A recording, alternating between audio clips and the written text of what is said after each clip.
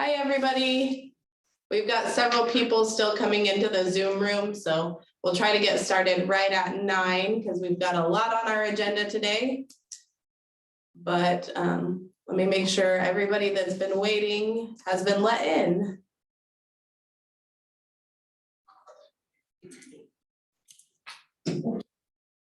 Oops.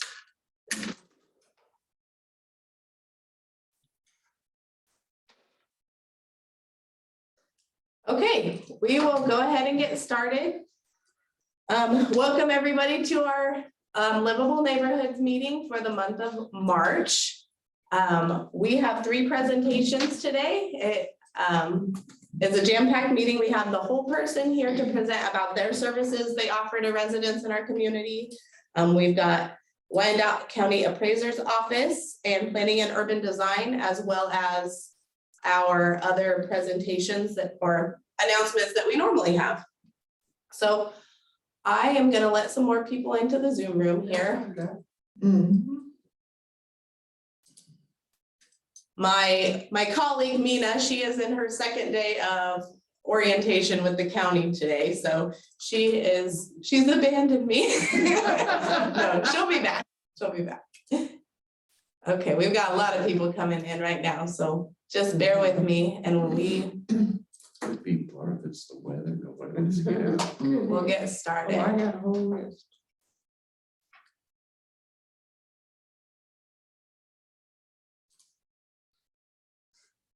Lorna from the whole person, do you need me to have you share your screen or be a co-presenter? I don't know what's going on, Kayla. I'm on here on one screen, but then I have another screen that's saying I'm trying to get in. Oh, yeah, I see you. I found you. There you are. Let me make you co-presenter. So if you need to share your screen or anything like that, you're welcome to do that. Okay. And Kayla, we're going to have Miss Joanne Glenn from the Kansas office. She's going to be the one presenting for the whole person. Joanne, I will also give you presenting privileges as well.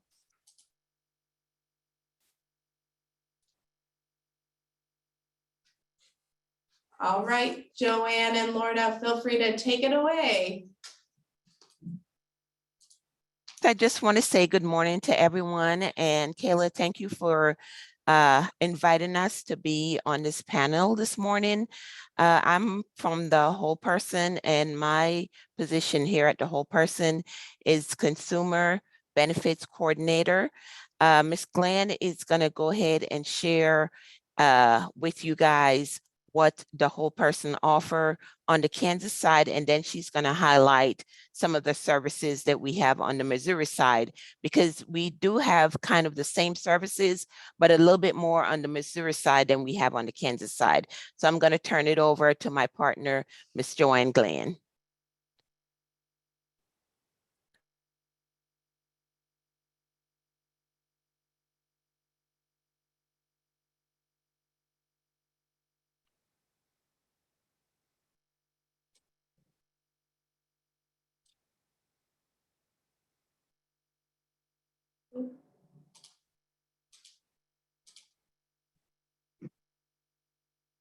Joanne, are you there? We can't hear you here anyway.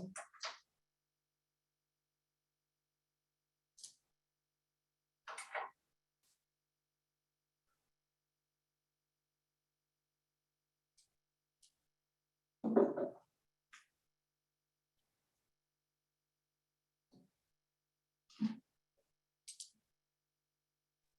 don't know what happened, Kayla. She was on when we first started. Yeah, I see that she's on here, but Yeah. I'm not sure what's going on with her here.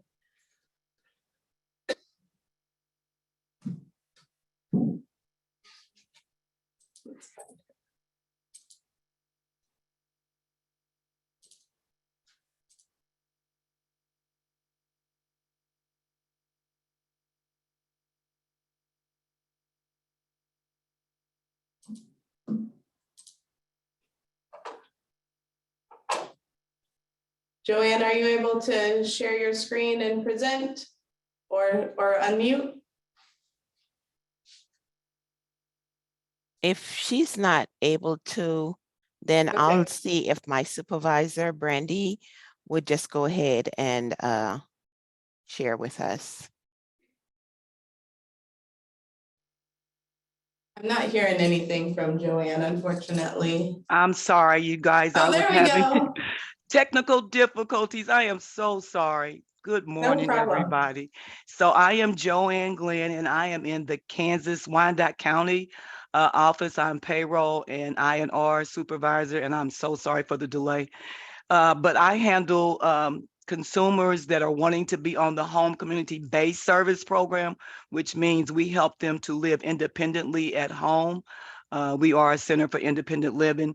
The three insurance companies that we contract with are Aetna, Better Health, Sunflower Health Plan, and United Healthcare. These three insurance companies are what CanCare Medicaid provide to our consumers. Once they have Medicaid, they will have an assessment done by their care coordinator, and then they have the choice of selecting who they want to be their payroll fiscal agent. And that's the part that we play. The main role here in this office is paying the caregivers to assist consumers to, again, live independently at home. We also have other core services that we help people with, and that's employment services. We do job, for as going through voc rehab, helping to find jobs with the youth. We have youth transitional services, and again, informational and referral, which is when they just need help, they need resources. We'll pull together lists for housing or food pantries or whatever we can help them assist them with. We also have home modifications where we will help consumers to live, again, safely at home. They might need ramps, they might need doorways enlarged, or whatever that need might be. We will go out and assess that situation. Um, Pretty much anything that we can pull together resources for our consumers, we will try our best to do that.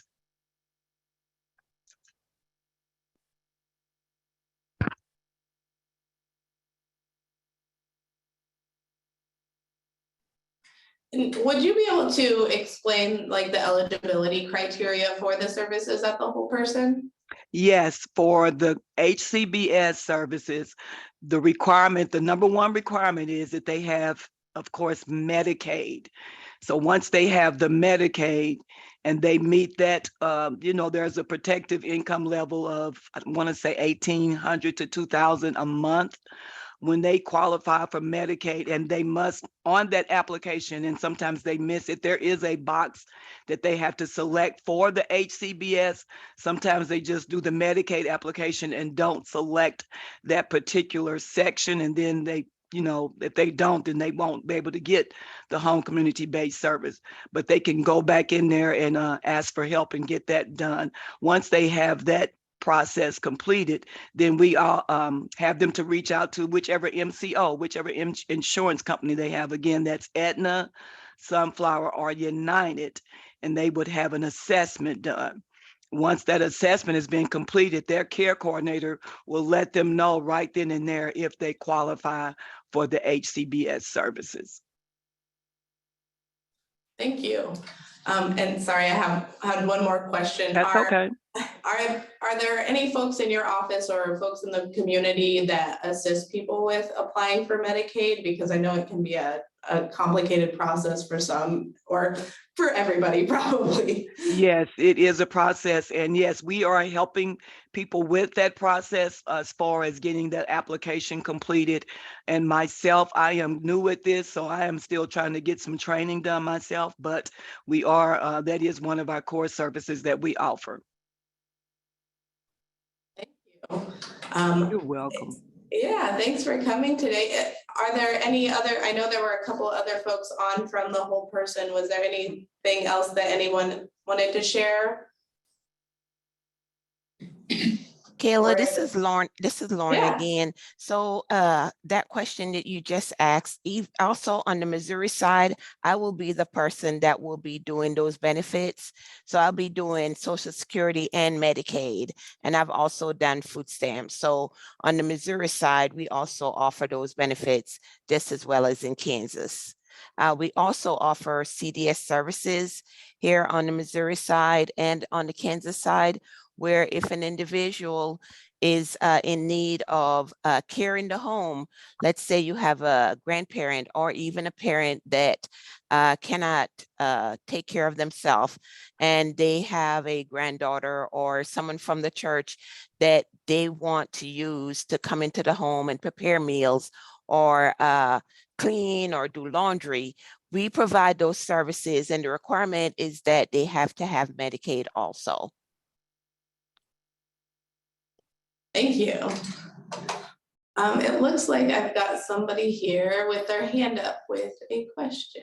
Let's see who has their hand up. Kendall, go ahead if you have a question, and feel free to unmute yourself.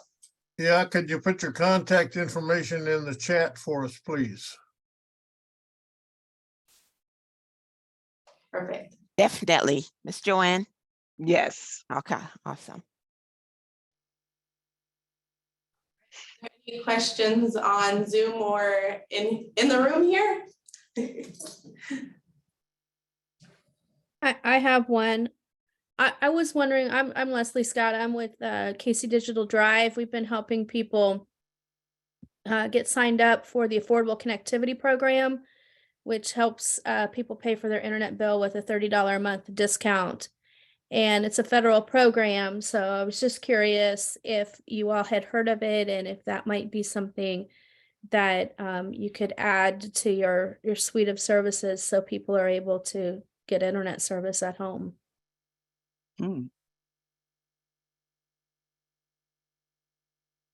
Brandy, any thoughts on that, or Michael?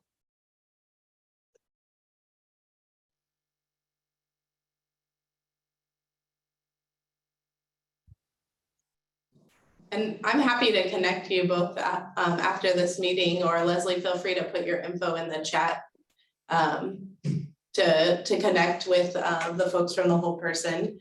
Yeah. Yeah, Leslie, I think that would be awesome, because I do find that there are times when we would have our consumer and they don't have a phone, or they might have a home phone, and sometimes the phone isn't working, or they can't pay for those services. So I think that would be an awesome program to incorporate. So if you can also send that information to us, will be appreciated. Yeah, I mean, we mainly help with internet, but Lifeline is there too, and I Awesome. can refer you to that information as well. Awesome. Thank you.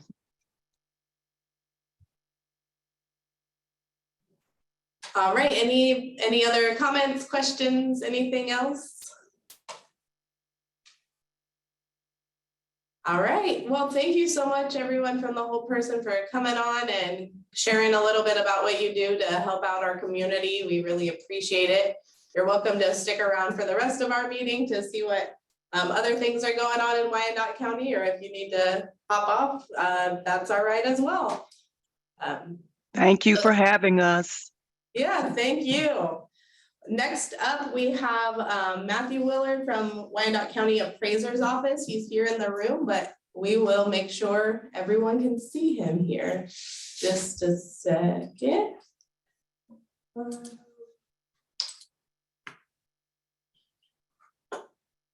right. Well, all right, the camera's right in front of the TV, Matt, if you want to be right front and center or wherever works for you. Okay, Yeah. Oh, let me pull. That's what I was going to do. I'm sorry. No, you're fine. You probably know how to do it just as well as I do. So share and present. Okay. Gotcha. Yep. Thank you, Kel. good morning. Thank you, everybody, for the time this morning. The reason that I asked to come and address the group is we have valuation notices go out on March 9th, and I'm sure everybody or most folks got one. I wouldn't be surprised if you saw some large value increases from last year. Came here to talk about that, talk about the tax appeal process a bit, and just that overall process. This is something that we are making a bigger push towards this year. We did one public meeting last year at Memorial Hall. We've done 4 public meetings, several board meetings. And part of the ask that I have of you folks is if you've got a community group you'd like us to come visit with about this stuff, let me know and we'll do the best we can to accommodate and come talk with your community groups. That being said, I'm Matt Willard. I'm the county appraiser. I've been with 17 years with Wyandotte County, about 2 in this position. Janae Robbins is our deputy county appraiser. She's usually at these. She's out of town today, but she's been with us 19 years, 2 years in the deputy appraiser position. And our overall staff, we've got 28 employees taking care of 67,627 real estate parcels. 62,000 of them are residential, 5,500 of them are commercial. When I say take care of, that is discover, list, and value every year as of January 1st. So it is a big project. We've also got a personal property division that renders manufactured homes, boats, trailers. There's about 7,500 of those accounts. So we keep busy year round. I would start these presentations off with just a reminder that appraisers don't create value. That's buyers and sellers and what they're transacting property at the marketplace. Those decisions are what determine value. As the county appraiser, I've got the legal responsibility to analyze those transactions and establish a fair market value for tax purposes. There's a common misconception out there that, you know, the city, county say, oh, we need more money. Appraiser needs to raise valuations. That's just simply not how it works. We're an independent office within the UG. I am appointed, but I also report to the state. My valuations are set prior to the budget process without any outside influence, and that's every year. Matt, can I have you admit the 3 people that entered the waiting room? Sure. If you go down to view,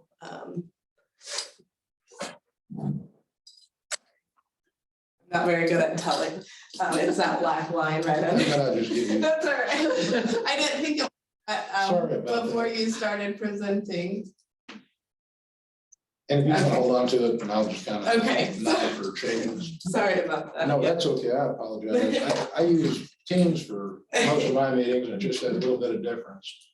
So the first of the appraisal process, again, is that's to appraise all real property at fair market value.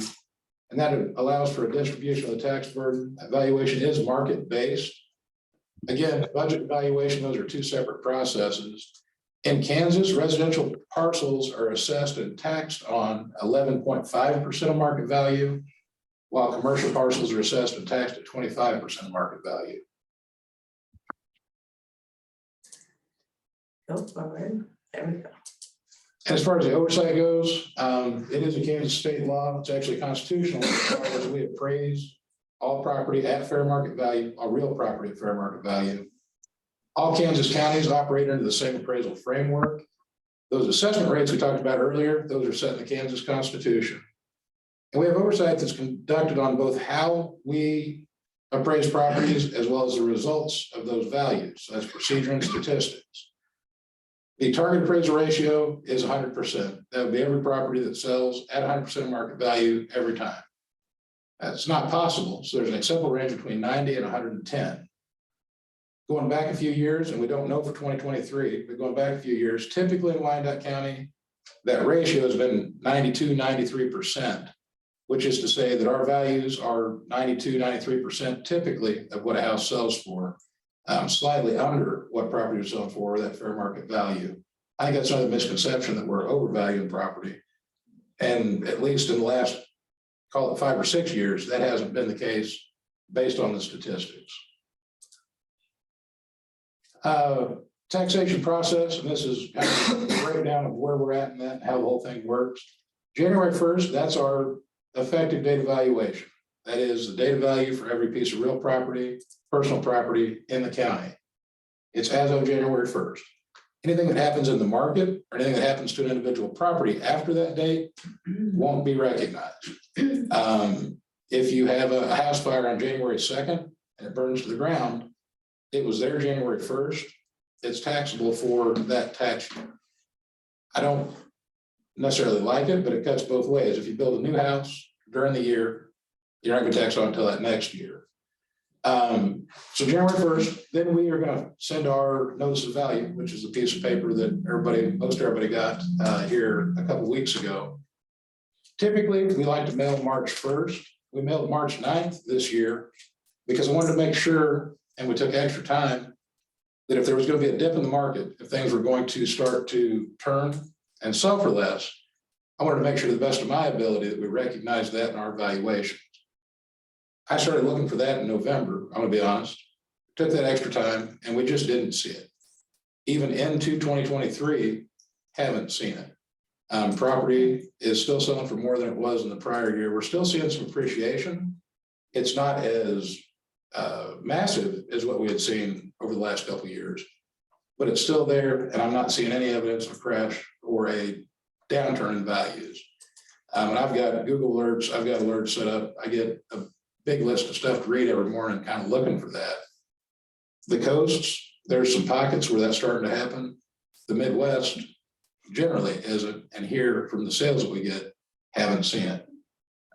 With all that being said, the deadline is 30 days past the notice of mailing. Because we mailed on the 9th this year, that would have been a holiday. I didn't want people showing up to a locked door to file their appeals, and by statute, I can extend that. We just said April 10th as a deadline. That's 3 additional days. That's the following Monday. That would have been that wants to have an appeal, come in and have an appeal. We work those through the month of May. Once that's done, we certify our values to the county clerk, who transmits those assessed values to the different taxing jurisdictions. That's the school districts, cities, county, library boards, drainage districts. All those mills that make up total of the tax bill. They take that, look at the budgets, it gets calculated as a mill levy. That gets applied to a tax bill with your value. That gets sent in November, and then we just start the whole process over again.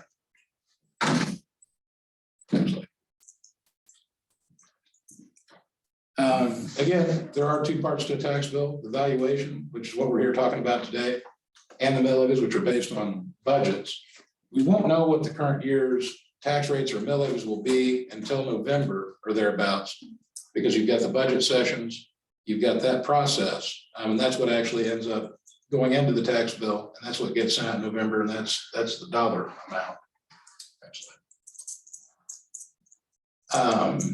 Just a little more on that. Our appraisals, they're affected by market data and the conditions of the property. And we're looking for market transactions for those. That is, people buying and selling. For commercial property, it's going to be lease data and sales. Questions to keep in mind when talking about this portion of it is, what would the property sell for January 1st? Does the county, do we have the correct data on your house? And that's why there's an appeals process.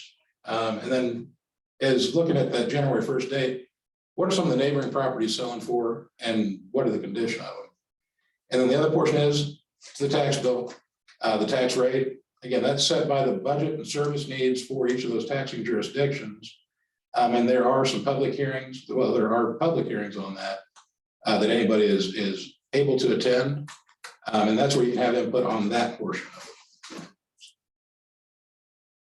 Another big question we get is, why would my value change? And the big answer this year is, people are just flat paying more for houses than they were last year, the year before, going way back. I've got a slide about that coming up. Also, re-inspections. We're going to look at every property at least once every 6 years on a cycle to make sure that if there's been deterioration or improvements to a property, we're recognizing that in the work that we do. And then anytime a house sells, we're going to try and get out to the site, look at it as close to that sale date as we can to make sure that before we use it as a comparable, we say, okay, this house sold in either great, poor condition, there have been additions, alterations, changes. It's very important to us, and we put a lot of time, effort, and energy into making sure that when those sell, we've got the correct listing for that sale, because that really is what drives our values. So those are the big things that can cause a change. And then if you take out a building permit, we are going to come out and look at it, see what the change was, and note that in our records. Talked a bit about this earlier. Sales price growth is slowing, but we've still got a housing shortage. That supply still remains very low. Part of what's driving values here in Wyandotte County is we're an affordable community within an affordable metro area with the national scale. I've got a slide comparing Wyandotte County to some of the surrounding counties coming up. But that is causing people to come here and buy. And there's increased demand. That's typically going to drive up prices, and we're seeing the results of that. I do anticipate a slowing of that appreciation moving into 2023. We're starting to see evidence of it based on the higher mortgage rates. But these higher values, they've normalized for the area. I was here when we had the housing crash back in 2008. I was a baby appraiser way back then, but saw the effects of that. So I'm very sensitive to it, and it's something that I'm constantly looking out for, because it's not in anybody's best interest that the appraiser's office overvalue property. We really are trying to get to what that house or business is worth January 1st in that tax year. Again, this slide's informative. This is Redfin data, and it's the data that they're publishing. It doesn't line up with what we're reporting, but they had all the surrounding counties. The median single family price last year for Wyandotte County in their data was $185,000. That's $40,000 lower than the next closest, which was Jackson County as a whole, and considerably lower than any of the surrounding counties. That's just to point out and say that Wyandotte County is still, compared to the metro, relatively affordable, and that is driving a lot of demand for folks to come in and buy houses. Talked about the higher sale prices normalizing, for lack of a better term. I really like this slide because of what it shows. The light gray bar on the left is 2019. The pink bar on the right is 2022. If we look back to 2019, the typical sales price in Wyandotte County, the typical sale price was between $100,000 and $150,000. By the time we get to 2022, that has moved up to between $200,000 and $300,000. And this is countywide data. This is all the sales. So there really has been a movement in that median price point and what people are buying houses for and selling them for. If we go back to 2019 and look at the under $50,000 transactions, there were 184 in 2019. A good portion of those were houses that folks could buy, move into, live. 37 in 2022. I've looked at the majority of them, and very few of them were habitable without some major repairs. Those are houses that people are buying in that price range that require work to be able to have somebody move in. So it really is a different world from where we were in 2019 as far as what market participants are transacting property at. Next slide, please. Talked about how we base everything in residential, especially on the sales. There are a few things that we can control as appraisers in our process. We can select whether a sale will be used as comparable for another property. We can validate sales based on our review and interviews. If we have houses, we call on any house that we see way up here in the stratosphere, way over the neighborhood. We're going to call on those and find out why. So if the inspection shows it had been remodeled, great, it's remodeled. We're not going to compare that to a non-remodeled house. If we call, then that's buyer, seller, agent, anybody we can get a hold of, and they say, oh man, they just overpaid. And that does happen still. We're not even going to use that as a comparable because it wasn't a fair market value transaction. Same thing happens on the bottom end of sales prices.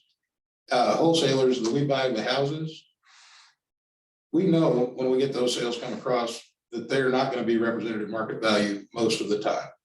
We still call, we still make those interviews.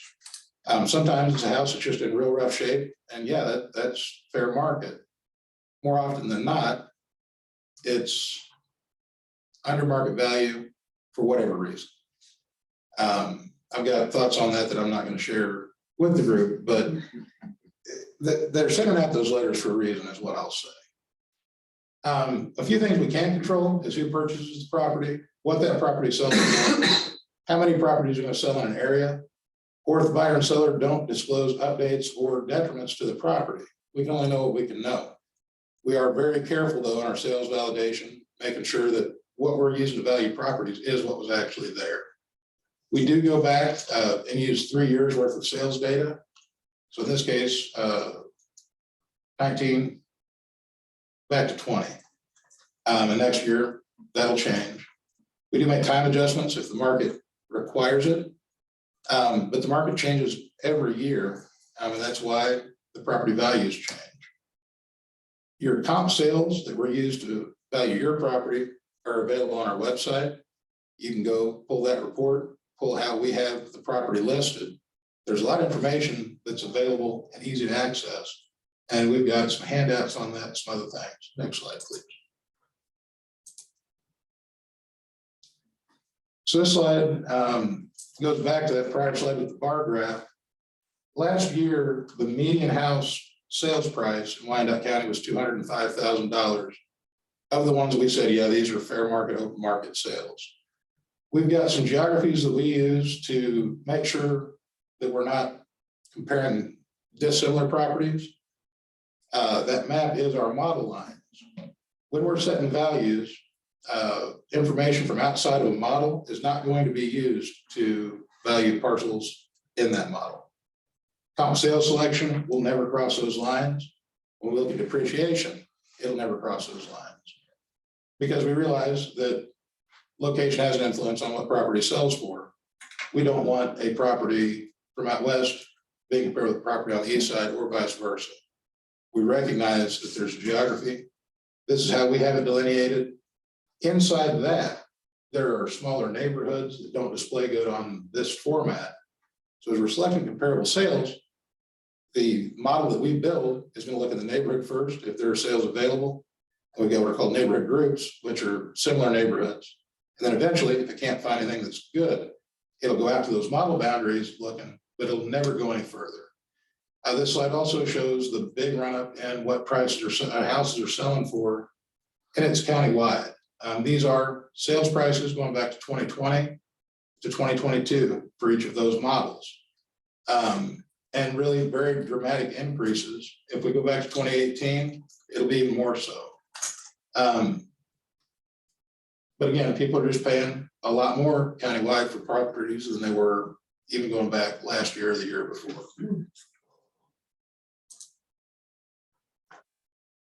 Determining value, talked a bit earlier, we're gonna inspect once every 6 years of property sells.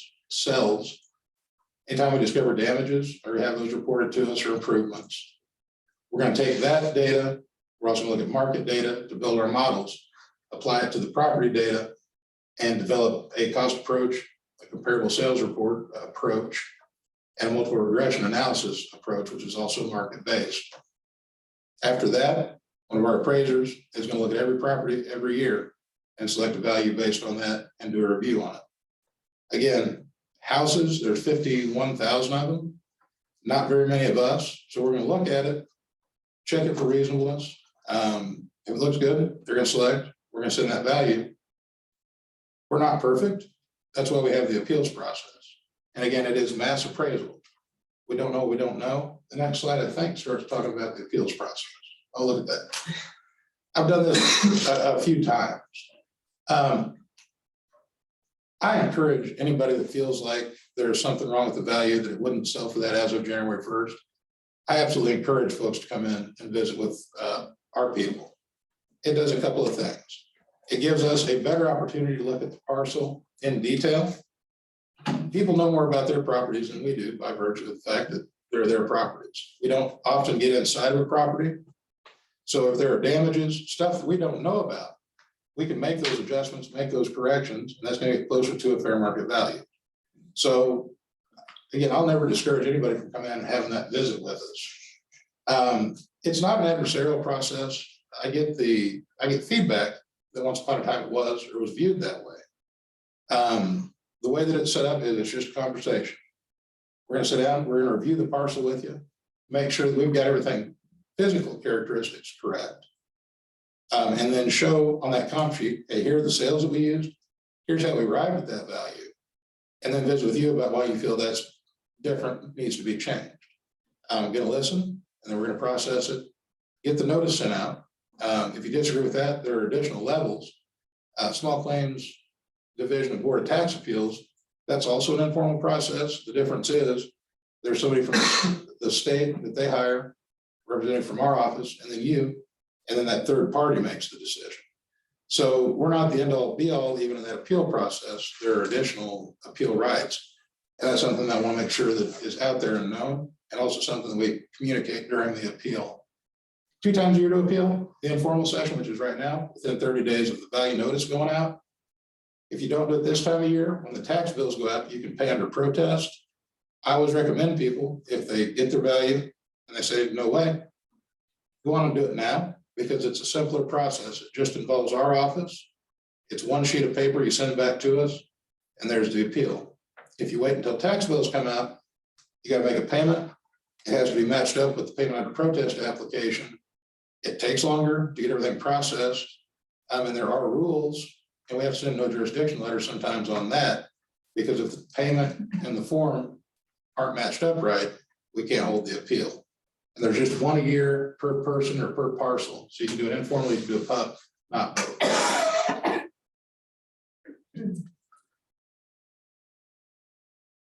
And I've covered that slide already. I got a little ahead of myself. And part of the reason why I'm talking to people is because it is impactful. The median single family residential appraised value in Wyandotte County, and that was last year's median house to this year's median house, increased by $28,700. That's a little less than $600 at current mill rates. Some will be more, some will be less. So that is a big increase. That's why we were very careful setting values, making sure that that is what the market was showing as far as we could tell. We spent a lot of extra time on quality control, making sure the market analysis was correct. But that's the median. That's where we're at. And I'll note on this slide at 252 or 152.7, that's compared to sales of 205,000. So that's a big gap there. Part of that is we just typically run behind the market. The other part is a lot of the houses that sold have had some work done to them. We recognize that and say that typical sale doesn't necessarily represent the typical house. And then that's it. And I've got a question slide here. Typically, when we do this presentation, we've done 4 public meetings over the last couple of weeks, and going to do more. There's a lot of question and answer. This 20 minutes, or whatever we just did, usually turns into an hour and a half, and could probably go to 2. With that said, I'll be here after for questions. And if your groups want us to come out and talk and kind of give this presentation and bring some of the resources that we've got, absolutely happy to do it. I almost forgot about the resources. This is a new thing we developed this year. And what it is kind of a packet that works through the appeals process. It's available on our website. It goes through in some detail how to use the website. And then it kind of sets out a form on how you can organize what you bring in, looking for sales, looking for things that will impact the value. But it's kind of a one-stop shop, some definitions on the comparable sales report, because it can be a little intimidating with some of the abbreviations and some of the jargon. So it lays that all out. Janae actually put this together this year. I think it's a great resource. And then some market resources, places where you can go and look at additional sales data. But again, available on our website. I've got a few printed over here if you just want to take them with you. And if we do come to speak to a group, we'll bring them as well. The other thing is Homestead. So Homestead, Safe Senior, and then there's a new one this year that it's the Kansas Property Tax Relief Plan for Seniors and Disabled Veterans. The legislation is called the Golden Years Tax Relief Bill. That rolls off the tongue a little bit easier. But there are programs for folks that qualify, and it's going to be seniors mostly, disabled vets for some of them. There are different income restrictions on them. The new one, we'll call it the Golden Years, because I can't remember what it's actually called. What it does is if you were 65 in 2001, which is the first year of the program, it'll freeze the property taxes at that level. If you're under an annual income of 50,000, it'll freeze them and it'll rebate anything that's over that back to you via income tax.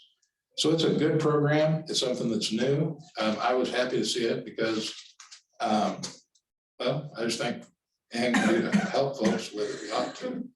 So that's out there. We've got the full packet. We've also got some information from the clerk's office who's available to help folks fill these out. They made a big outreach this year, going out into the community, some remote sites, make an appointment, and instead of having to go down to City Hall, there's a day a week at the annex where we've got them set up in the basement and some other areas around to help folks fill these out because it's an income tax form. It's not exactly straightforward. So without all that being said, I appreciate everybody's time. And I think I've gone a little bit over, but I'll be around after for questions, discussion. And then I'm an open book. I'm at the office. If I'm not out talking to people, I'm there and available there as well. Thank you all. I appreciate it. And I know there were some questions in the chat too. We will save those for the end and we can come back to that. Anybody who has to leave after the meeting can head out and. Quickly, the PowerPoint, it's available on our website. It's actually an extended version of it that has a lot of additional information. It's there and it's a good resource. So. And if we don't get them answered, I can collect these questions, get them to Matt and we'll get answers out to folks as well, so. Thank you, everybody.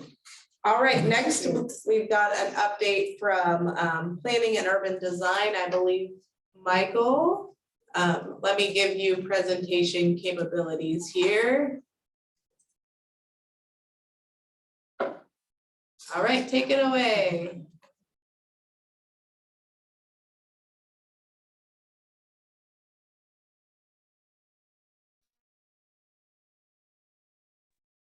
There we go, shared and unmuted. Thank you, Kayla. Yes, so again, for those of you who have not met me or seen this presentation before, my name is Mike Farley and I am the Ordinance Study Specialist within the Department of Planning and Urban Design. What I'm going to be presenting here today is going to be a quick recap presentation about the short-term rental ordinance that we are currently working on and kind of give you a little status update on where it's at in the process and what additional changes or amendments have been made since we last presented. So I can, I don't know why I'm blanking on, there we go, I'll start that. So again, as a quick recap, short-term rentals are something that we've seen grow in Wyandotte County within the last several years due to the rise of platforms like Airbnb and VRBO, HomeAway, all that. It just allows private citizens to rent out their home in one way or rent out their home one way or another to people coming into the county for visits or things like that. And again, it does make it kind of hard to regulate because in the way that a storefront is very visible and has to get a business license and everything like that. Short-term rentals originally did not and were not really regulated. So we used the special use permit process to address the rise in these short-term rentals. As of right now, the special use permit process distinguishes, well, I should say the special use permit process in general creates a standard term for which the permit exists. It's distinguished between owner-occupied and non-owner occupied properties. So as you can see from this chart, owner-occupied properties can get up to 2 years for their first special use permit. Again, that's meaning that someone is living in the house and renting out a back bedroom and an accessory dwelling unit, room over the garage, that sort of stuff. Then they can go up to 5 and 10 years. Versus a non-owner occupied property just goes 1, 2, 5, and then 10 years. So they're a little behind and have to come back an extra time to kind of catch up to where the owner occupied properties are. Additionally, as well, I'm sure many of you have seen a similar chart to this. This is just showing the rise in total listings of short-term rentals in Wyandotte County using our third-party system that scrapes data from different websites. So this is as accurate as of March 9th. As well from host compliance, our third-party system, they've also identified where concentrations of short-term rentals are within the county. As you can see, the two main areas are the Rosedale neighborhood and the Strawberry Hill neighborhood. So again, one of the things that this ordinance update is meant to do is to address where we see these concentrations and ensure that we can strike a balance between short-term rental use and one's ability to use their property as they see fit, and also the effects that it has on the neighborhood, housing prices, character of the neighborhood, everything like that. Additionally, we've been doing some outreach in the last couple months and looking at other places within the Midwest and within the US to see how those municipalities have addressed short-term rentals as well, and use kind of the best information that we have and the best practices. I've sort of alluded this before, but we do, again, are trying to strike a balance. We've talked about, one's use of your own property to be able to rent out a spare bedroom after the kids go off to college, or the accessory dwelling unit you have above your garage because your house was built in 1910 and it's always been that way.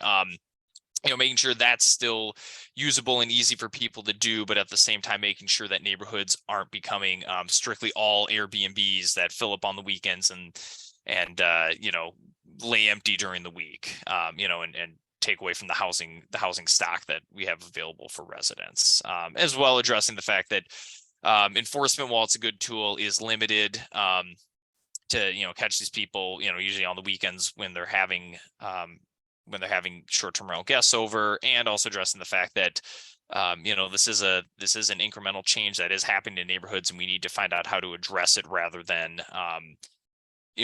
fight against the wave of short-term rentals that are coming. And so making sure that it's a way we can leverage it and benefit the community. So those are all the key considerations. I mentioned, best practices, looking at peer cities, getting community input. Again, I'm sure for many of you, this is not the first time you've seen me do this presentation. So all that being said, we are still focusing on an owner-occupied model. Sorry, I'm going to back up. An owner-occupied model with some modifications from last time. So as of right now, we are still going to have administrative review, which that would be a simple annual piece of paper form that you would come fill out if you are an owner-occupied property. That means you are actively living on the property, using it as your primary residence, and just happen to be renting out part of the home or an accessory dwelling unit, that room above the garage, room out back, something like that. Doing that full time, you can just do an administrative review. Every other property, whether it's you going on vacation for 2 weeks and renting out your home, or whether this is a second home investment property, other side of the duplex that you own, that all still needs, not the duplex example, but all those other ones still do need to get a special use permit. Again, we've talked about definitions. To address density, I just want to focus on, if you can see this one here, the street block. That's how right now that we're using the street block as defined in one of three ways, essentially intersection to intersection, to use as a basis for addressing density. And I'll explain kind of how we want to do that in the next slide. As you can see here on this last one, density by street block. Right now, the proposal would be to have a set number of special use permits that could be issued per street block. It could be one. If it could be more, as of right now we've kind of settled that one, and that would be for non-owner occupied properties. So again, anyone who is running an Airbnb out of their own personal home would just need to do that administrative review and is not part of this count. This count would only apply to those who qualify for a special use permit. Basically, anyone who is a non-owner occupied property. Lastly, as well, we're codifying the process that we've been using over the last couple of years for the special use permits for short-term rentals, and so we've created a more robust standard for safety inspections, making sure that there aren't parties on the property, limiting the amount of guests and parking, a lot of different things to try to make the property not only more accommodating to the guests themselves, but to the neighbors as well. And so those, even though they've been part of the special use permit process for several years, would now be codified in our zoning code as things that are not a should follow, but a must follow. Again, just a couple things for consideration that we can talk about in a second if we have time, because I know we have several other things to get to, and then just kind of give me an idea of what we've done and what's going on next. So one thing I do want to point out is that if anyone does have additional comments or suggestions or any input they would like to give, we are still taking comments through the end of the day tomorrow, March 24th at 5 o'clock. So here's my contact information right up here, mfarley@wykokck.org. It's probably the best way to get those comments over to me. And that way we can just make sure that everyone feels like that they're being heard and that we can get the kind of most extensive amount of comments and community input that we can.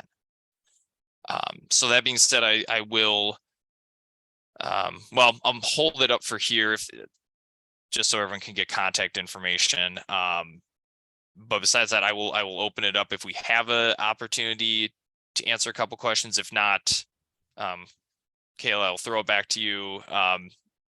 Kind of direct this if I can take a couple of, otherwise, here's my contact info. Feel free to reach out to me. Sure. Let's see, anybody in here have questions? I don't see any in the chat. Are there any questions online?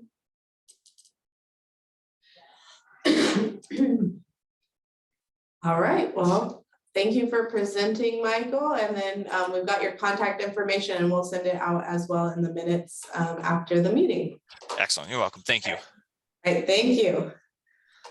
All right, we've got through all our presenters for today. So now we have our updates, our regular updates. Is anybody available from the mayor's office to provide an update? We are here. Good morning, Kayla. Good morning, everybody. My name's Ariana King. Can you hear me okay?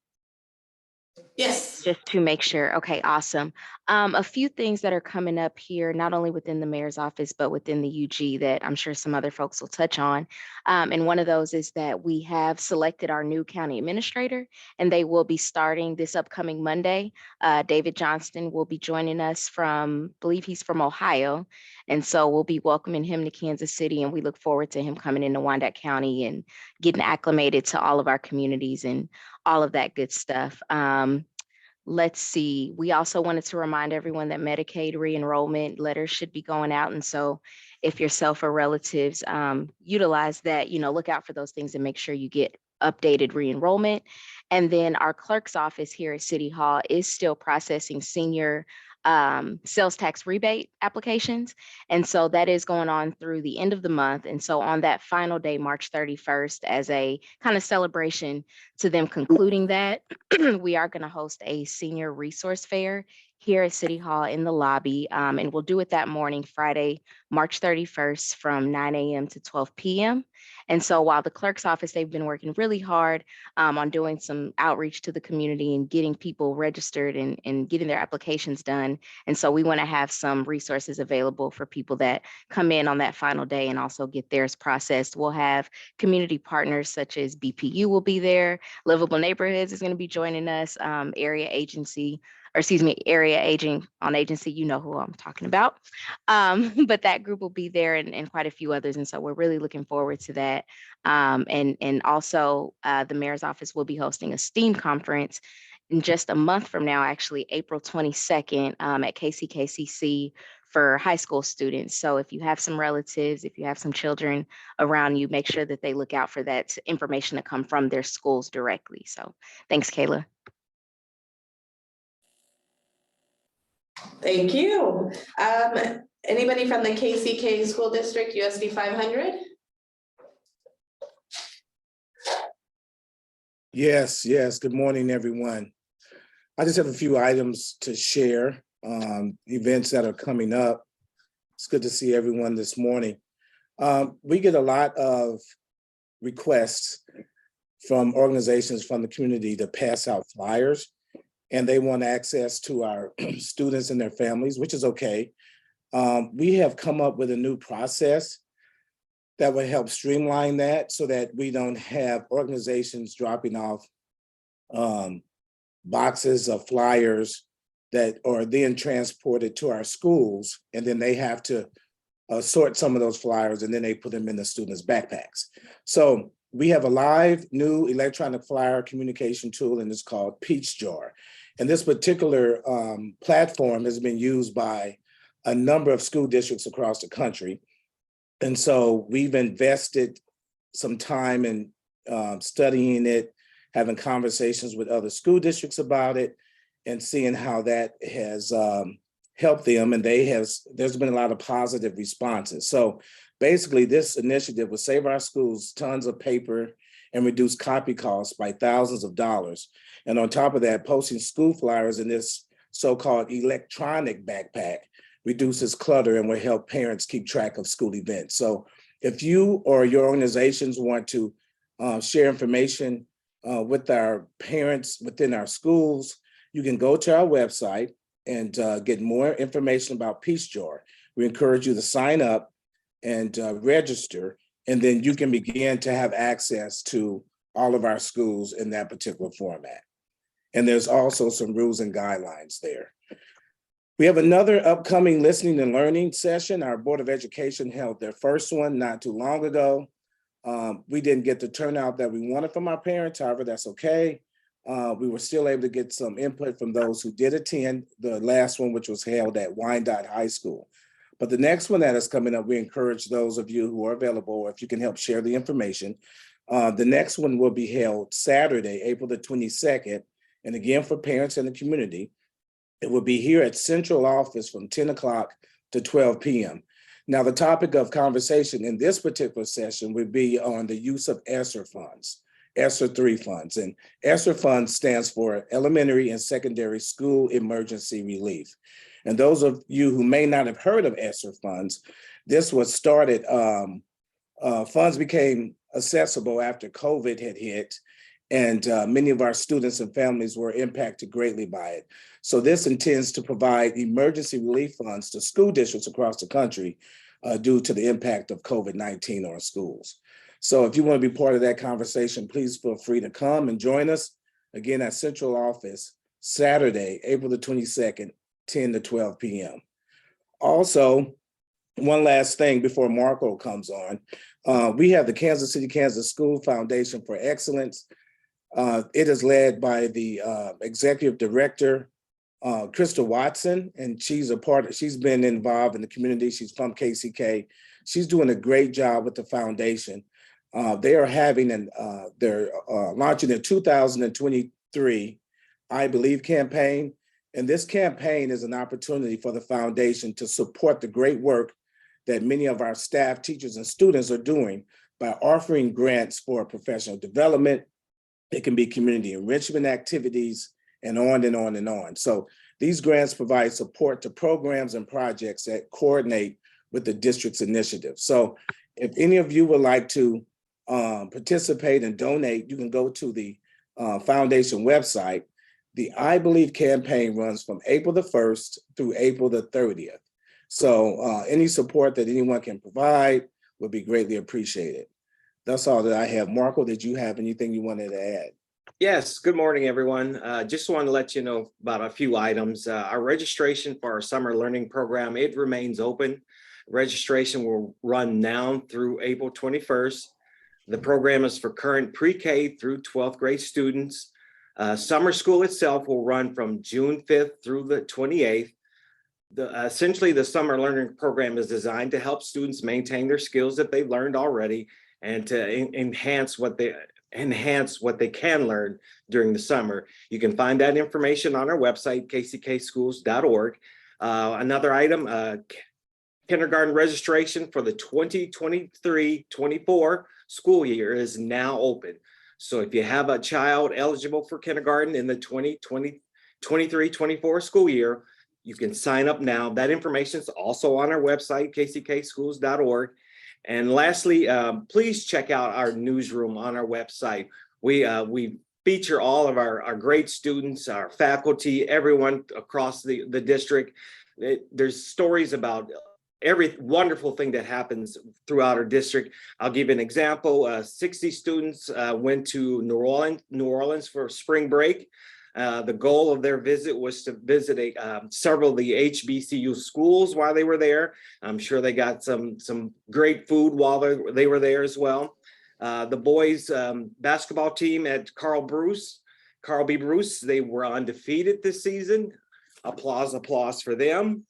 The Mayor Garner visited several schools. He pitched his youth leadership council program. That's a brand new program that he's launching, and he's visited several schools already. He was just at Schlegel this week, and he was at Sumner last week. So there's a lot of great things that are happening in the district, and you'll find all that information on our website. I'm driving you towards our website, kcschools.org. And the final thing, go K-State. All right, thank you so much. And then Turner School District. Yeah, just a few quick things. We had our career fair at the high school yesterday. It went really well. We had about 40 local Wyandotte County and KCK businesses, so that was exciting. We're planning to do that annually. If there's any local businesses that would like to participate next year, they can reach out to me. We also, some positive news, we have our first female wrestler who won at state. So that was really exciting. Ariana Ortiz placed first. I don't know what her weight class is, but she's really tiny. So it was one of the lower ones, and she will be recognized on the floor of the Kansas Senate next week. So really exciting. And then lastly, our pre-K registration for Turner School District opens on April 20th. If you know any Turner residents with children that will be 3 or 4 years old, by August, they qualify for that, and more information is available on our website. Thank you. KCK Police Department, do we have anybody else from there? Hi, this is Sergeant Joyce. Can everybody hear me? Yes. I think so. We only have a couple of things. One, we've got our Peace March that is coming up April 1st. It will start at 11. The starting location is there at 5th and Washington, and they will go down to 5th and Richmond, 5th and Parallel area where we will have food and other people down there where people can get together and talk and enjoy each other's company. And then as always, the police department is always recruiting both dispatchers and police officers. So for those who aren't really interested in actually being a police officer, there's good jobs in our police dispatch as well. That's all I have. What was the date again? I'm sorry. The date for the Peace March, that is Yes. April 1st, Saturday, April 1st, and it will start at 11. The staging will be at 5th and Washington. We do have plans to have shuttle buses for those who can't walk as far but want to participate, as well as assistance in getting back to their vehicles. Awesome. Thank you. Thank you. Thanks, Officer Joyce. Next up, we have Neighborhood Resource Center, but Greg is out today. And he didn't pass along any updates for us. Anybody from the Board of Public Utilities, BPU? Yes, this is David Melhoff. Hello, everybody. I'll be real quick, couple quick things. One, we're real excited about, we are hosting, the utility is hosting a national event in our county on April 1st, coming up on Saturday all day. That is going to be in Bonner Springs at the livestock and at the Ag Hall of Fame. That's where it's going to be the American Public Power Association Line Workers Rodeo. And that's where you see all those high poles out there. It's next to where the old Sandstone is and the Renaissance Festival. This is a free, family-friendly event. We'd love to have you come on out. We'll have stuff there for the kids to do, a kids zone. The train that goes around the Ag Hall of Fame will be available for the kiddos. And it's just a chance for you to kind of see these linemen are coming in from all over the country, probably have around 400 competitors doing what they normally do, going up and down the poles, changing equipment out. But this way it's in the timed event. So that starts at 8 a.m. Saturday, April 1st. It'll go till probably about, mid-afternoon. It's free to the public. There's some kid-friendly stuff. We'll have some food trucks out there and things to do. So just want to let you know about that. We're really excited about hosting that event. The last thing I did want to let you know, it's not our program, but it is a state program called the Energy Assistance Program that the state has. It's the Low Income Energy Assistance Program, or LIHE. And that comes out every year. It's administered by the Kansas Department of Children and Families. And their deadline is March 31st for people to apply, March 31st. So it started January 1. We're just trying to get the word out to the herd. March 31st is the deadline. And that's managed by the Kansas Department for Children and Families. You know, I will put their website on the chat box here as soon as I get done.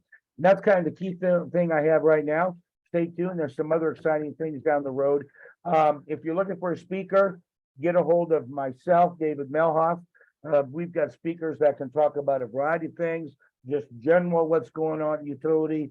We've got some folks, colleagues of mine who can talk about energy efficiency. We've got folks who can talk about just kind of how we generate electricity and how we treat water. So yeah, I know things are opening up now. So if you've got a neighborhood group that would like a speaker, get a hold of me. You could just do public affairs at bpu.com and kind of what you're looking for and dates. The more advanced notice, the better. And then we'll try to get somebody out to your group. Okay. And that's all I have. Any questions? Great, thank you. I don't see any questions in the chat. Any questions here or anybody on there? Okay. All right, the Sheriff's Department. So the sheriff couldn't make the meeting today because he had a scheduling conflict, excuse me, a little bit of a cold. The sheriff asked me to come speak about our cameras in the parks project. I don't think that you guys probably heard about this yet. So through ARPA, we were able to allocate some funds for putting cameras in some of our bigger parks, including, let me bring my list real quick, including Wellborn, Call Point, Parkwood, City Park, Eisenhower Park, and I believe Matney Park also. So it's kind of spread out. We attempted to go to Wyandotte County to the lake, but it was just such a big project that we weren't able to put it on this one. Parks and Rec has helped out with a little bit of the funding on it too. So what we're gonna do is we're gonna put cameras in kind of a overwatch point to view what's going on in our parks, to keep our residents safe. One of the things that's really important to the sheriff is the safety of our residents, especially in one of our primary focuses, the parks.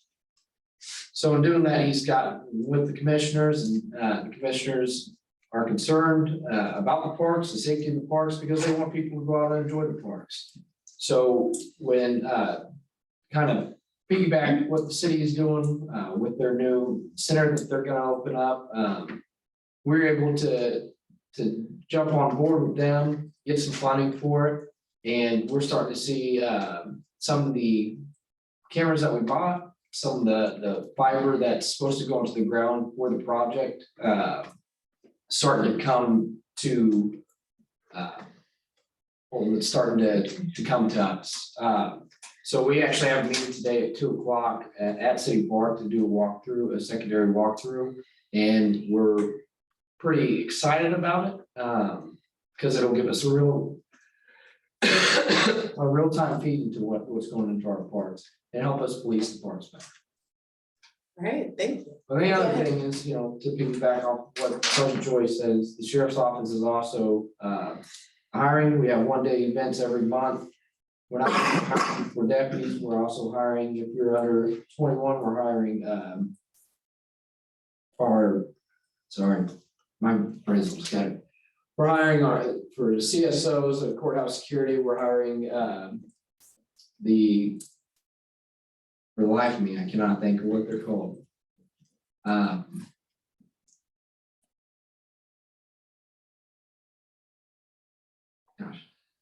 Well, if you're under 18, you're not able to, you have to be a deputy. You have to be 21 to be a deputy. Where we hire at 18 to get in the door. We're also hiring for JIAC our records division, and our civilian staff. So just, that's it. All right, thank you. And if you have, we can link and we'll send out minutes. We could link like job postings or whatever you'd like to include there as well. Okay. Do you have to be a Kansas resident? So we're bound by the unified governance rules, and it says that at the time of application, time of hiring, you do not have to be, but you have a window to move into the county. So we do have the residency requirement, yes. Any questions from online? All right. Next up, we have the district attorney's office. Good morning, everyone. Thank you so much. I will be extremely brief. We are doing great things in the DA's office while working together collaboratively with all of our policing agencies and the sheriff's department to do so. Our biggest thing is making sure that everyone understands that fentanyl overdose is a very serious thing that's happening right now in our county and across the country. And we're working together to try to be preventative and making sure that everyone understands the seriousness of this. Within the last week, we've had about 5 individuals under the age of 18 overdose of fentanyl in Wyandotte County, over 42 altogether. And I believe 6 or 7 of them resulted into death. And so we want to make sure that everyone understands that fentanyl overdose is a very serious issue and a matter by which we are trying our best to prosecute, not simply the ones who are possessing it, but the ones who are committing the dealing crime. Lastly, in the chat, Jonathan Carter, my public information officer, has put in the link for the community liaison board. We have multiple community liaison boards. We have the faith-based liaison board, the normal liaison board, as well as the victim liaison board. And so if you desire to serve on either of those or either of those liaison boards, which will meet quarterly directly with your DA and to hear what we're doing in our office, and likewise to get your wisdom and advice on what you think we should be doing in the future, please feel free to fill out that application and send it on in. And yet again, I have beat the sheriff. I'm done. All right, thank you. I have a question. Okay, go ahead. Have you heard of zombie fentanyl? I just heard about it this week on the news. And zombie fentanyl is a flesh-eating fentanyl. And I was just wondering if it's in Wyandotte County yet. It is not something that we have seen at this point. They're still naming some of these different types of fentanyl and other drugs that are happening. One of the biggest things that we do know is just a smidget of it is killing people. And so there's quite a bit of this that's going around. We have not seen the zombie eating one per se, but again, they're still naming all of these different things. At the end of the day, our focus is trying to get it off of our streets and making sure, quite frankly, our young people who are really the ones who are tapping into this stuff. And sadly, a lot of it is due to ignorance and not knowing what they're taking, thinking they're popping an opioid and ultimately ending up in the hospital overdosing. And so thank you for that question. Any further questions?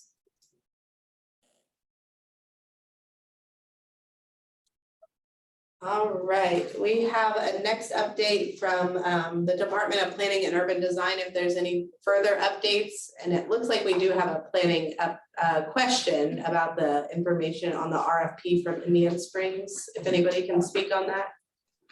Yeah, this is Gunnar Hand, the Director of Planning and Urban Design. I do have a few updates that I'd like to provide. Again, Mr. Farley presented the short-term rental ordinance update.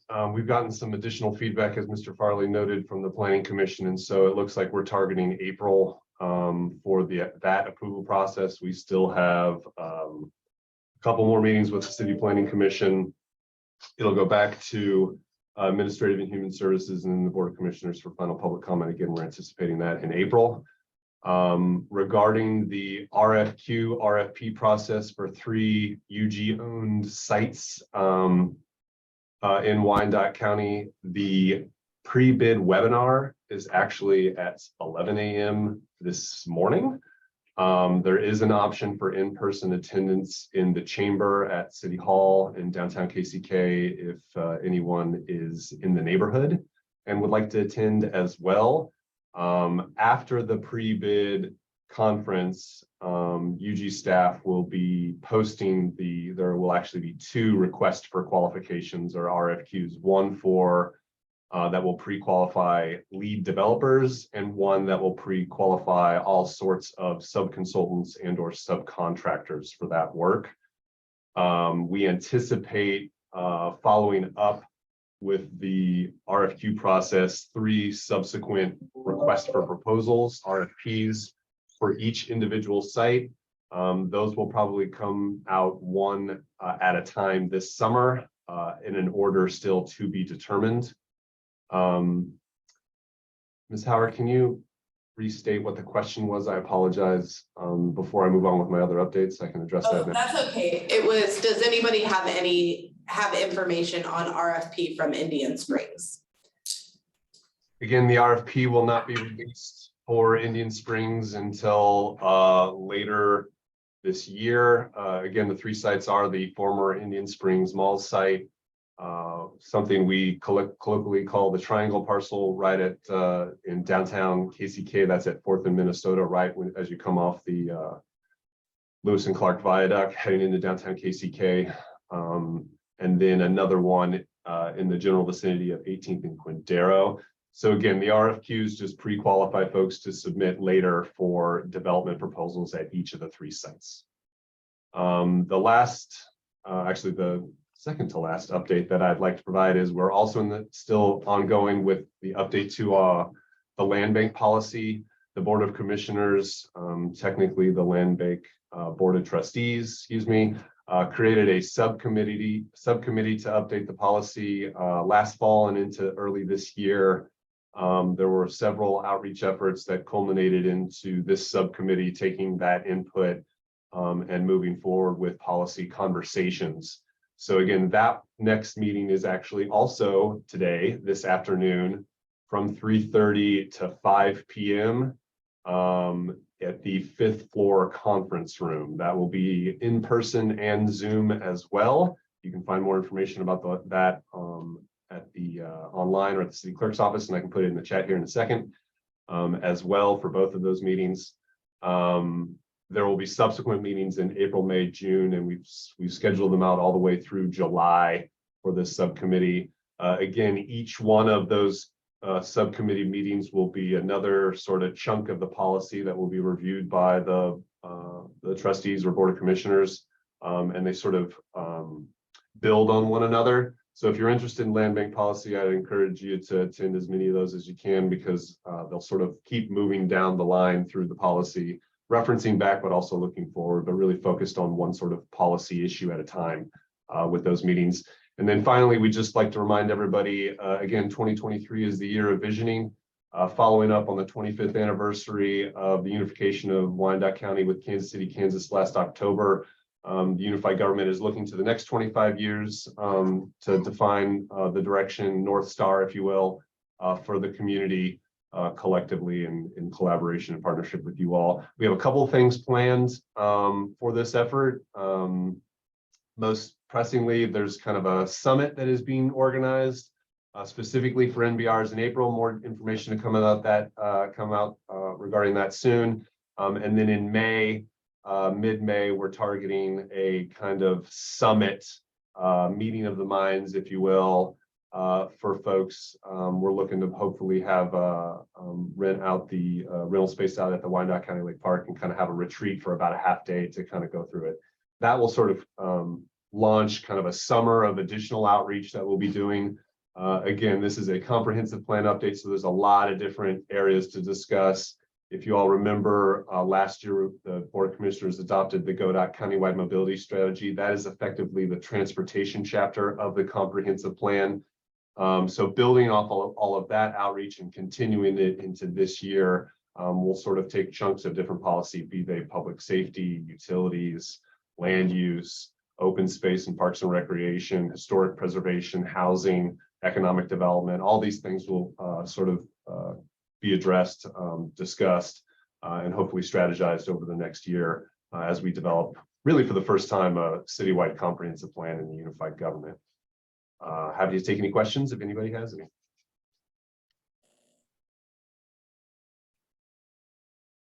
Otherwise, thank you. All right, thank you, Gunnar. Next up, we have the health department. They were not able to make it. And then I did skip fire department. They were not able to make it as well, but I have some updates. From the fire department, they will be sending out information on open burning to myself, and I'll funnel it out to everybody with those open burn dates.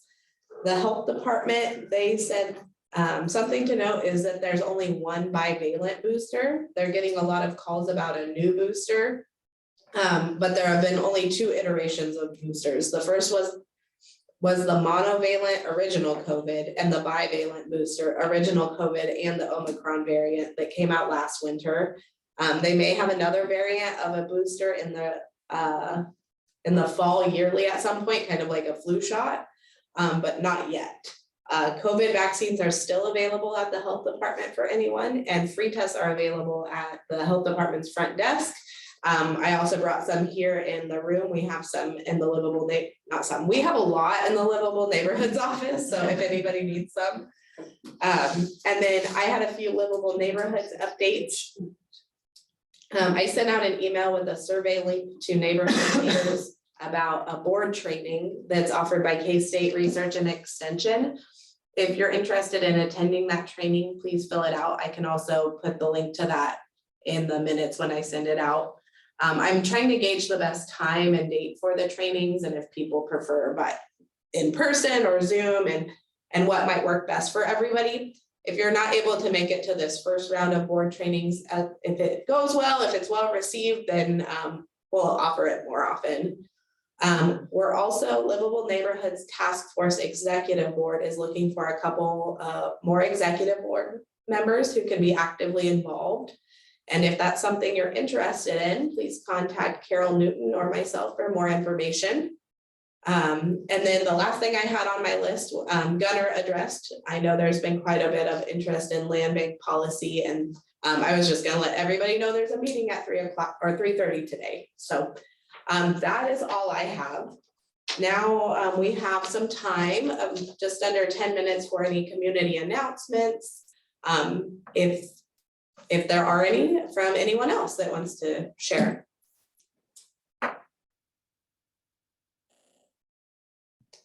Kendall, go ahead.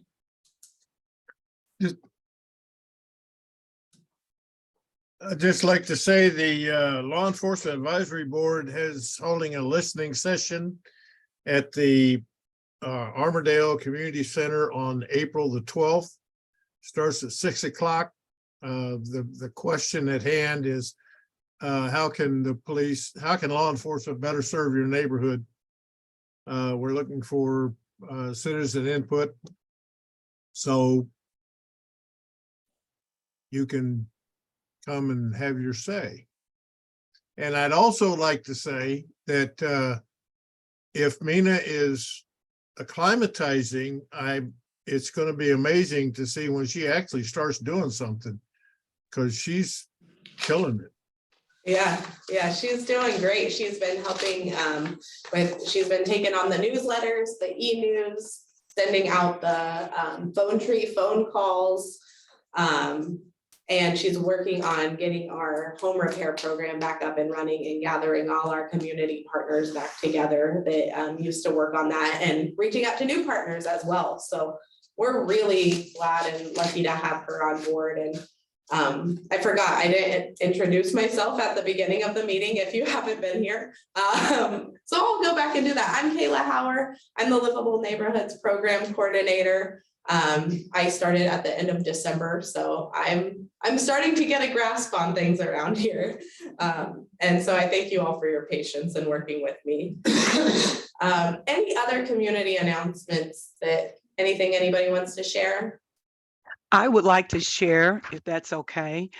Joanne, at the whole person, we are having our Getting Social peer support group meeting March the 31st, and it's going to be at the library on Minnesota. And this is for any consumer or their caregiver or anybody that would like to just come. It's this month we're going to be playing the trivia game. We have snacks and just a good fellowship and just share some of our peer support with our peer supporters, different things that the whole person can offer them. So again, it's going to be at the main library, 625 Minnesota Avenue, March the 31st from 1 to 2 p.m. Anybody is welcome to attend. Thank you for sharing that. Any other announcements? Anything anyone wants to share? Yes, Kayla, this is Patrice Townsend with the Board of Public Utilities, and I just want to let everyone know that the Board of Public Utilities we're going to start resuming our in-person energy efficiency workshop. So myself and Carlos Kios will come out to your group or your organization and talk to you about energy efficiency upgrades. We'll share some of our programs that we have for customers to use to learn more about energy and how they can go about saving on their bills. So we're available to come out and do those workshops for your group. So just reach out to us. And I've actually dropped our email information in the chat box. So just reach out to one of us and we will schedule that for you. Thank you. Thank you. I see that Rose also shared that the Strawberry Hill Neighborhood Association pub crawl has a tentative date of 6/24/23. So mark that on your calendars. Anyone else? All right. Speak now or forever hold your peace until you contact me or we have our next meeting. All right, well, thank you all so much for coming today. I will keep the Zoom meeting open for any questions with Matt from the County Appraiser's Office, and we'll keep this up. But if you don't have any questions, you're free to go. And we'll see you next month on the 4th Thursday at 9 a.m. Thanks so much, everybody. Thursday.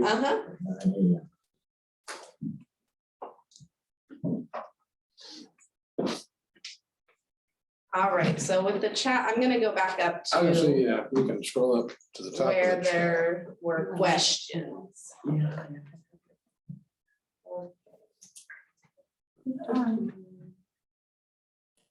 Okay, what criteria are used to determine market value? Size, rooms, conditions, bathrooms? I mean, what is the matching criteria?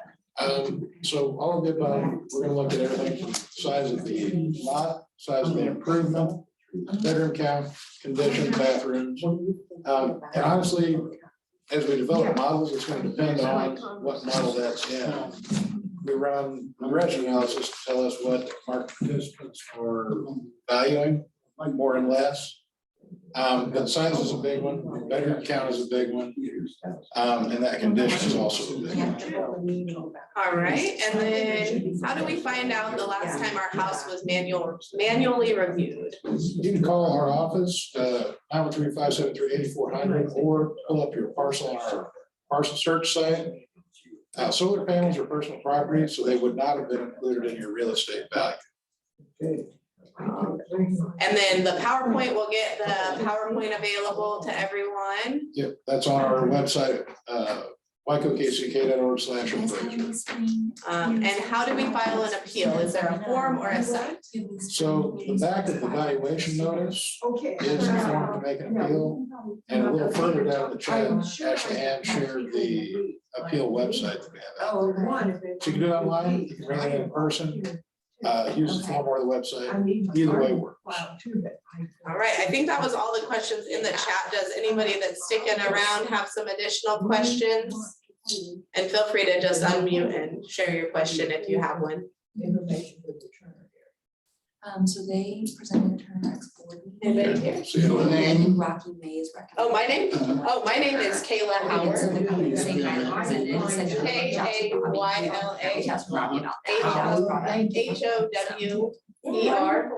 HOWER. Howard. What's the desperation? Oh, I'm in and out of the office a lot, so my email is probably the best. I can give you my card too. You're welcome to call me, but we'll probably tag, yeah. Down when we. We want to do it. Yeah, we could do that. That'd be so easy. So, but. We need to get with Eric and Eric. Yeah, right. That's like our streets, you know, I mean, we have an administrative group that wants to do some community service. I feel like that would be easy for them, that age. Hey, you got here for something. Yeah. That's all right. Anything like that, let us know, as long as you guys provide materials, Yeah. to those public park Danny, spaces. I'm coming behind. And Yeah. happy to help. I want to talk to you about the area. It looks Yeah, just let us know if there's more things like that. Okay? Yeah, yes. Yesterday. Yes, exactly. Yeah. I mean, it's something we've always wanted to do, so, you know, but we definitely need help from, you know, like you guys in the neighborhood groups to tell us what needs to be done. I should probably contact And we want which has been. Yeah. I should have started. Oh, good. Yeah, we feel that. Is there a list somewhere of all the contacts for each of the Turner neighborhoods?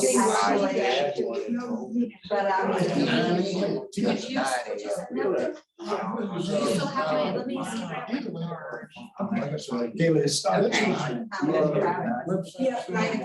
Okay, I have her email. Yeah, so she's not here today, she's our program assistant. She works specifically with the neighborhood groups a lot, and she'll send out newsletters. Yeah. Us, phone numbers. Yeah, yeah. Neighborhood, we can So send out. that's my direct extension. Okay. Well, that's my contact information, if you have anything. Yeah, I know you guys already have it. That's around the community. That would definitely be something. She wasn't able to. Yeah, you school's out mid-May, Just so. February. Yeah, like end of April, early May, is usually when we have after testing, and so, you know. Yeah, exactly, yeah, so just let me know, and obviously in the fall, when the school resumes again as well. Yes, for sure. Really good to see you. Let me hear. So we're talking a bit about the coaches and process. And then It's on, they have a Zoom we talk about option. But yeah, happy to go. Downtown, I know. I've done more of it I've ever done in my life. Downtown. Yes. I know like my granddaughter, she bought a house across the street up there for months. And I know she got a good deal because the lady did a little bit of selling and recognized, we had helped her a lot and recognized that. Okay, it is on the 5th floor conference See, I know Lindy's house is. at City Hall, so 701. And that's the kind of stuff we try to look at. North Seventh Keeps Street. going. What was your name? Barb Kill. Kansas Yeah. City, Nice to Kansas. meet you. Nice to meet you. Thanks for coming. Yeah, good presentation. Yeah. If If you rather do Zoom, I can send I you. think. Are we still active? Yeah, Yeah. I was like, it's hard to write down all the Yeah, little. to the Zoom, I'm getting there. I'm not there yet. Are we still active? But- On the camera? Are we on camera? I'm gonna get you. So